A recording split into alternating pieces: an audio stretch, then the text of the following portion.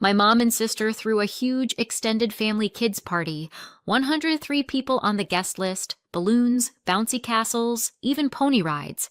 Only one child wasn't invited. My daughter. I didn't make a scene. I did this instead. 3 weeks later, my sister had to change towns. It didn't even cross my mind that we weren't invited. Not for 1 second.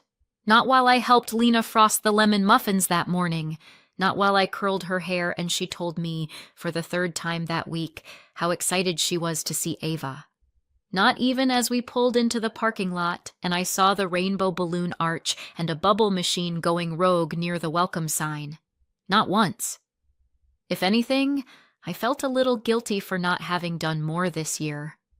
Normally, I'd be there setting up the tables and yelling at my sisters for forgetting the juice boxes again, but not this time. This time, we were just guests, and I was relieved, or so I thought. We walked up the familiar gravel path, Lena in her glitter sandals and a pink tutu she'd outgrown 2 inches ago, but absolutely had to wear.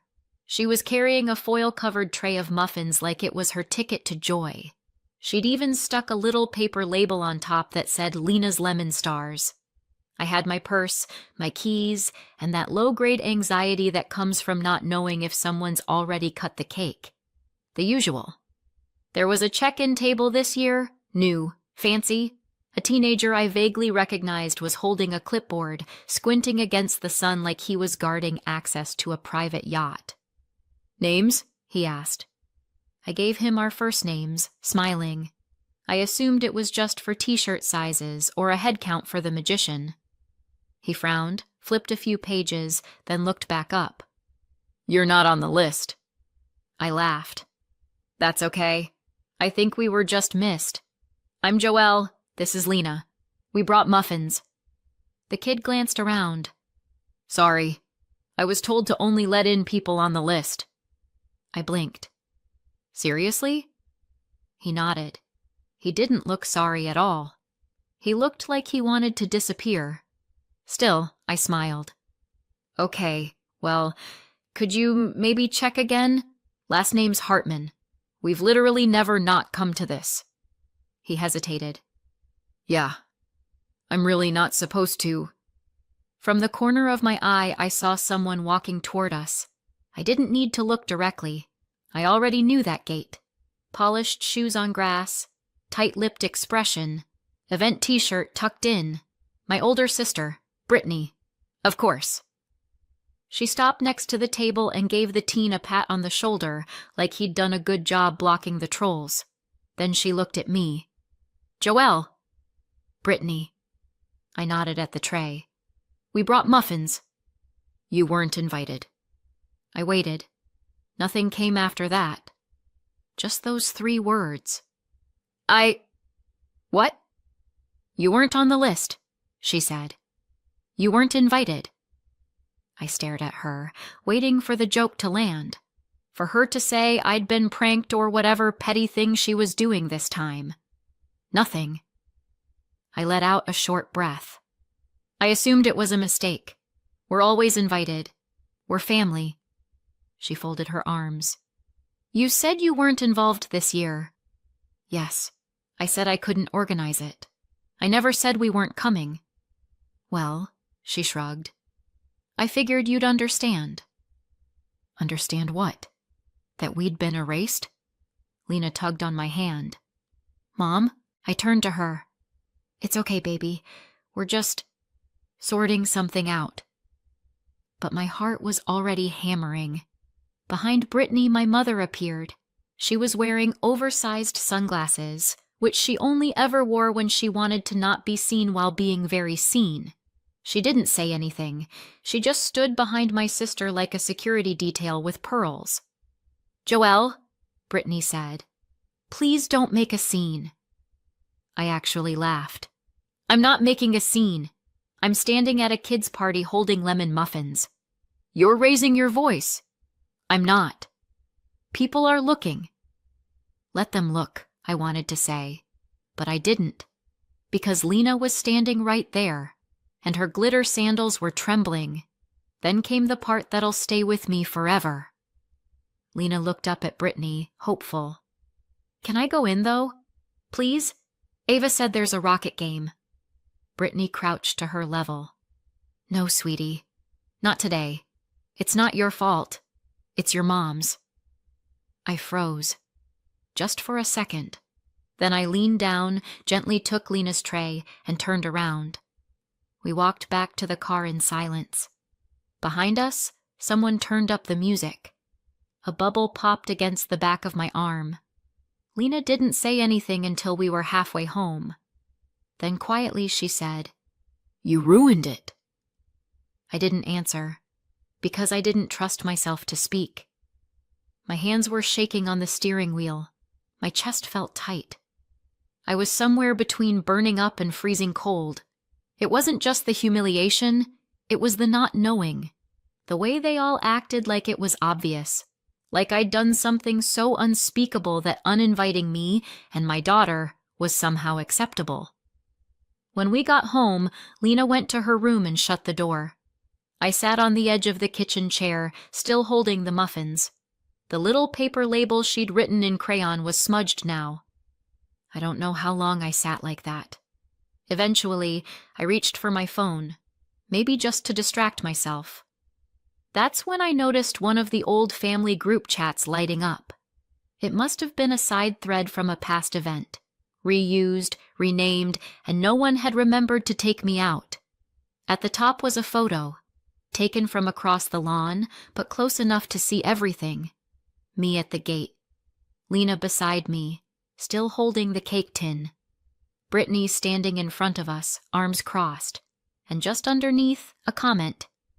I don't believe she had the audacity to turn up. That's when the air left the room. I still didn't know what I was being blamed for. Not yet. But I would. And when I did something they never saw coming. Some people are bad at budgeting. Some people can't resist carbs. Me? I can't say no. I've said yes to things that made me cry. I've said sure while internally screaming. I've said, of course, while fantasizing about running away and changing my name. It's not even that people expect me to step up. It's that they know I will. My mother knows. My sisters know. Even my 9-year-old has started to catch on. I'm not proud of it, but there it is. I once stood in front of a mirror, practiced saying no like it was a foreign language, then drove to my mother's house and agreed to organize a 60-person brunch for my aunt's 3rd wedding. I was 9 weeks pregnant. The only thing I should have been organizing was a nap schedule and ginger ale rotation. Instead, I was negotiating centerpieces with my mom while discreetly vomiting into a reusable grocery bag. She barely looked up. Joelle, can you just take care of the seating chart? Brittany's too busy with the cafe and Rachel doesn't do well with Excel. Classic. I'm the middle sister. Brittany is older, polished, commanding. The kind of person who speaks in bullet points. She runs a cafe in town. Not a cozy kind, but the sort that has overpriced foam art and oat milk policy signs. She's always being praised for being put together, but that's mostly because she's always surrounded by people like me doing the dirty work. Rachel is younger, emotionally soft. The baby. She cries easily, panics when plans change, and generally floats through life waiting for someone to solve things. That someone has always been me. Then there's my mom, Donna. Vintage pearls, critical tone, suspiciously good at ignoring things that don't match her version of events. She favors Brittany so blatantly it could be used as a teaching aid in a psychology course. Brittany can do no wrong, even when she's actively doing wrong. Rachel gets babied. And me? I'm useful. That's not bitterness. That's logistics. Growing up, I was the one who got things done. If Brittany forgot to prep her science project, I stayed up with her until midnight building it. If Rachel lost her costume the night before the school play, I turned a paper bag into a vest and wrote her lines on my hand so she wouldn't forget them. If Mom needed help prepping Christmas dinner, I was mashing potatoes before I had boobs. It wasn't framed as Joelle does more. It was just expected. Even now, when I look back, I don't remember many moments of feeling seen. I remember feeling useful, and somehow, over time, I let that become the same thing. When I got married, nothing really changed. My husband's lovely, but even he sometimes slides into the, well, Joelle will figure it out mode, especially when it comes to extended family. And then came Lena, my daughter, my whole heart. I thought having her would reset things, that maybe people would see me differently, softer, deserving of rest. But instead, I just became the mom who does it all, because people figured, hey, she already knows how to juggle. Even Lena started picking up on it. At 7, she was already saying things like, Mom, you always do the cupcakes, and you're the best at the decorations, and Dad never knows where anything is anyway. It hit me one day, in the middle of making 3 separate lasagnas for 3 separate potlucks, that I was raising a daughter who saw me as a convenience. And not because she was selfish, because that's how I'd trained her. That's how I'd trained everyone. The breaking point came earlier this year. We were planning a milestone birthday party for a cousin. Something big. Balloons. A band. Gift bags for kids who weren't even born yet. And of course, I was heading it up. I said yes before I'd even checked my calendar. Brittany said she was swamped with the cafe. Rachel said she'd help where she could. I said I'd take care of it. 3 weeks into the planning, I was rushing down the stairs with a tray of printed menus and my laptop under one arm when I slipped. Brittany was at the bottom of the staircase. She saw it happen. She didn't even flinch. I hit the landing hard, broke my leg in 2 places, ended up in a cast with doctor's orders to slow down for at least 3 months. I told my family in our group chat. The responses? Will the venue still have the final guest count? Do you want me to take over the playlist? Are you sure it's broken? Not one, how are you? Not even from Mom. I started physical therapy, fell behind at work, and for the first time in my life, started saying things like, I need to rest, and I can't do that right now. It felt alien, like I was impersonating someone braver. By the time the annual cousin carnival rolled around, I was barely caught up at work. My leg was healing, but not fully, and my therapist said, gently but firmly, you need to stop treating rest like a reward. It's not something you earn. So I said no. For the first time, I told my family, I can't help with the carnival this year. I need to focus on recovery and work. I didn't even say I wasn't coming. I just said I couldn't run it. Brittany was livid. She didn't say it outright, but she made her feelings known. Through group messages dripping in passive aggression and snide comments about how some people can't be counted on anymore. Mom chimed in with things like, we all have to make sacrifices, and I just hope you're not making excuses. Meanwhile, Rachel stayed quiet. And Dad? I don't think he ever read the thread. And yet, I still assumed we were invited. Because despite everything, I figured they were just mad. Petty, maybe passive-aggressive, but not cruel. I thought we'd show up, Lena in her glitter sandals and me with a plate of lemon muffins, and maybe I'd get some cold looks. But we'd still be there. I didn't realize that saying no, just once, would cost me everything. But I was about to find out. And after that, I'd do something none of them saw coming. I didn't sleep that night. Not because I was angry, not even because Lena was still crying off and on in her room, asking questions I couldn't answer. It was because I didn't understand. And I've always been someone who could take a lot, as long as I understood why. That night, all I could hear was my mom saying, "You know why," and my sister blocking the doorway with a smile like she was doing me a favor. Except I didn't know why. Not really. So the next morning, I made coffee with shaking hands and opened the school directory. I typed in one name, Emily Carrington, one of the other moms. Her kids were at the party. She was nice. We'd exchanged cookies and emergency socks. I didn't overthink it. I just called. She picked up on the second ring. Joelle? Her voice already told me everything. You heard? I asked.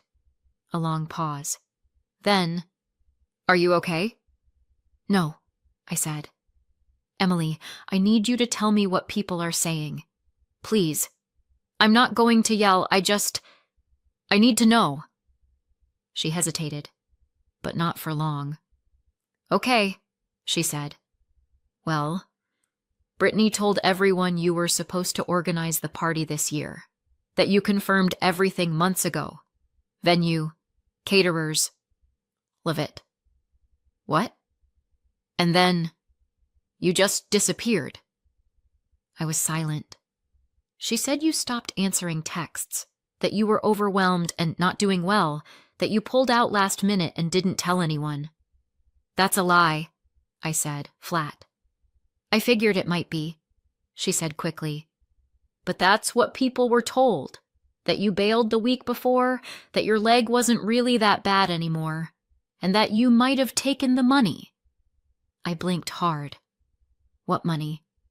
She said she gave you the funds to cover the deposit and that you never paid the venue. People were scrambling to fix it last minute. I couldn't even speak. I felt like I'd been slapped.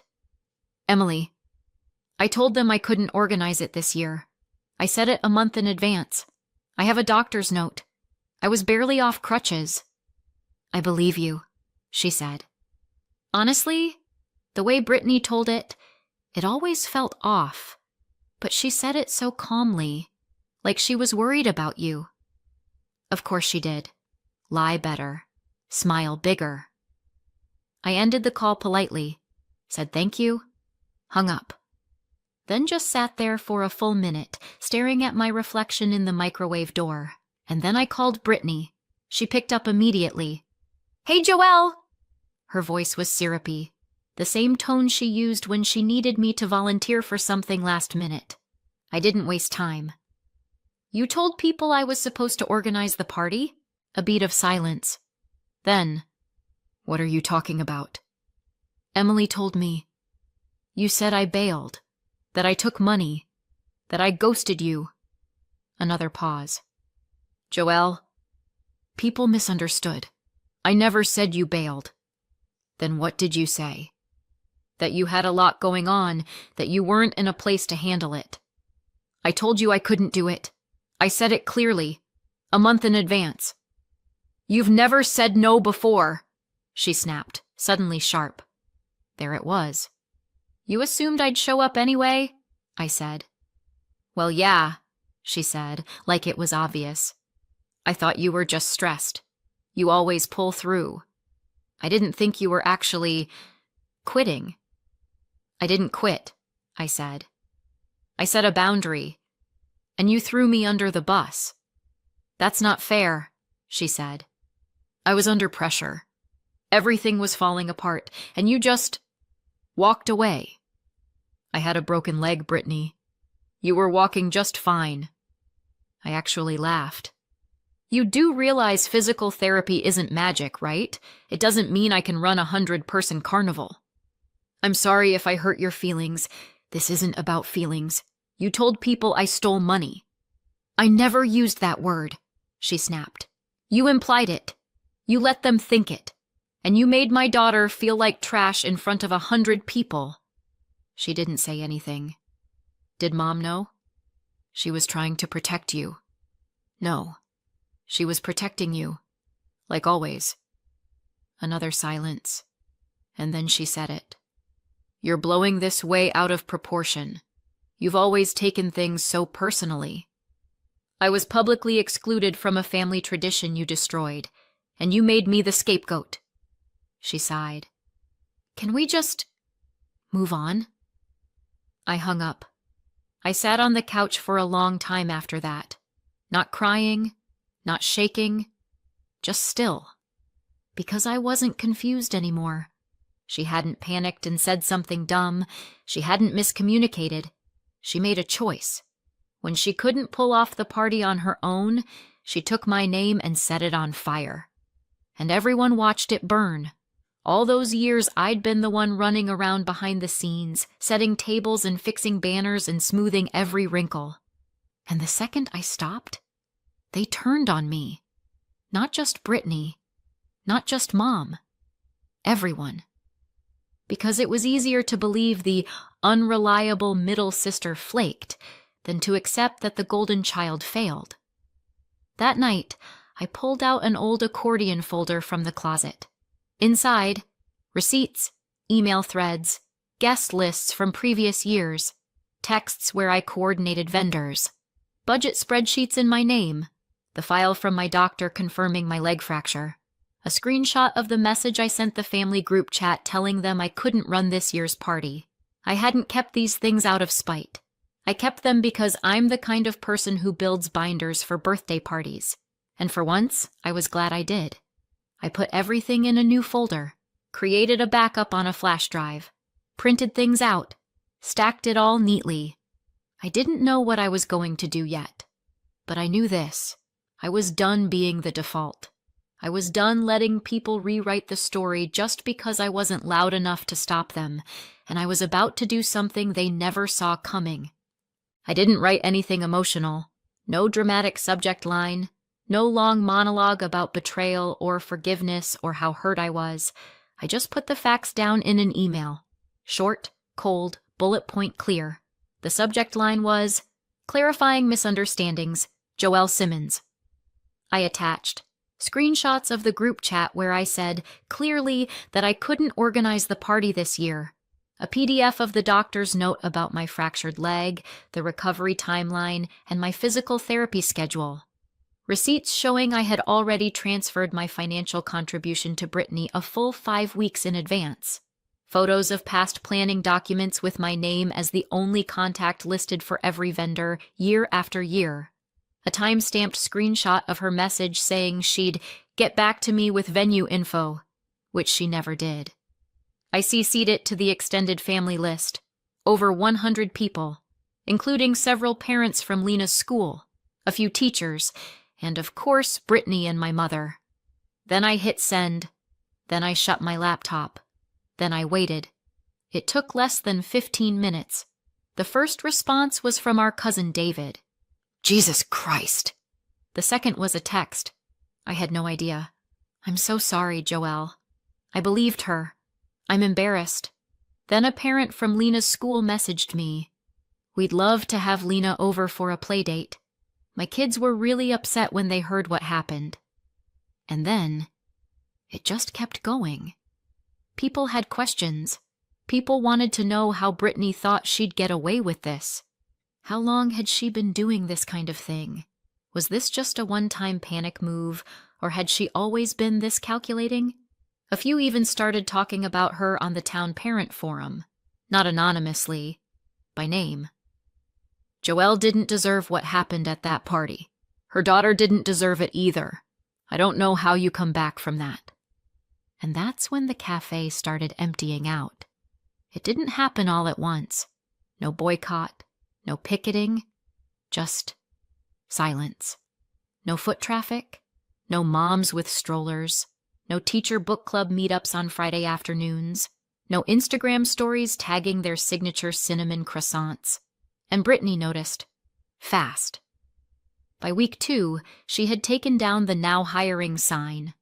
By week 3, she stopped posting to social media. By week 4, I heard from a neighbor that she was trying to sublease the space. Mom didn't call until the end of week 5. I let it go to voicemail the first time. She left a message that started like she was checking in. "Hi, honey. Just wanted to see how you were doing," and ended with, "It's really gone too far. You need to fix this before your sister loses everything." I didn't call back, so she showed up. It was a Thursday afternoon. I was folding laundry and listening to a podcast about salamanders because that's what it takes to not think about your mother showing up on your doorstep uninvited. Lena was still at school. The knock came like it always did. 3 fast taps, then 1 long pause. I didn't need to look through the peephole. I knew. I opened the door and stepped outside, blocking the entryway. Mom looked tired, but not sorry. "She's moving," she said, without a hello. "She's closing the cafe. She says she can't stay here anymore." I said nothing. "She's your sister." Still nothing. "She made a mistake, Joelle. We all have. But what you did, you humiliated her." I raised an eyebrow. "What I did was tell the truth. You could have done it privately. You could have defended me, but you didn't. She needed help. So did I. I had a broken leg and a kid crying in my car while you both told me to leave." Her face twitched, just a little. "Brittany's not perfect. She lied, over and over, and you helped her do it." She looked away then, jaw clenched. For a second, I thought she might cry, but instead she pulled herself upright like she was the one with the moral high ground. "She's leaving town. Are you happy?" Happy? No, not even close. But I wasn't sad either. What I felt was done, like something heavy had finally been cut loose. She looked at me again, a little sharper. "You always had to make things difficult." I gave a dry smile. "No, Mom. I always made things easier. For you. You just didn't notice." She blinked. I stepped back, just enough to make it clear the conversation was over. "Tell Brittany I hope she finds peace somewhere, but I'm not fixing this." Then I closed the door, and this time, it felt good. Later that week, my husband asked if I wanted to help organize the fall neighborhood potluck. He said it like it was a casual question, like I hadn't spent the last decade buried in sign-up sheets and just one more things. I didn't hesitate. I looked up from my coffee, smiled, and said, "No." Just like that. No explanation, no apology, no nervous laugh. I didn't flinch. I didn't try to soften it with maybe next time or I wish I could. Just, no. And the world didn't end. The sky didn't fall. He blinked, nodded, and said, "Fair." I think that was the moment I realized I'm not scared of being the bad guy anymore. Not if the only alternative is being invisible. It's been a year. I don't talk to my parents much anymore. My dad checks in every now and then. My mom, not so much. They moved a few months back to be closer to Brittany and her kids. Make of that what you will. What surprised me was my younger sister, Rachel. She showed up one afternoon with coffee and said, "I've been thinking. I followed their lead too much. I shouldn't have." That was it. No big speech. Just honest. And we've been closer ever since. As for me, I still organize the occasional fundraiser or birthday picnic, but only when I want to. And now, when I say no, people take it seriously. Turns out, respecting yourself teaches other people how to treat you. Life's quieter now. Better. But you tell me, did I do the right thing, or did I go too far? Let me know in the comments. And if you want more stories like this, don't forget to subscribe and hit the notification bell.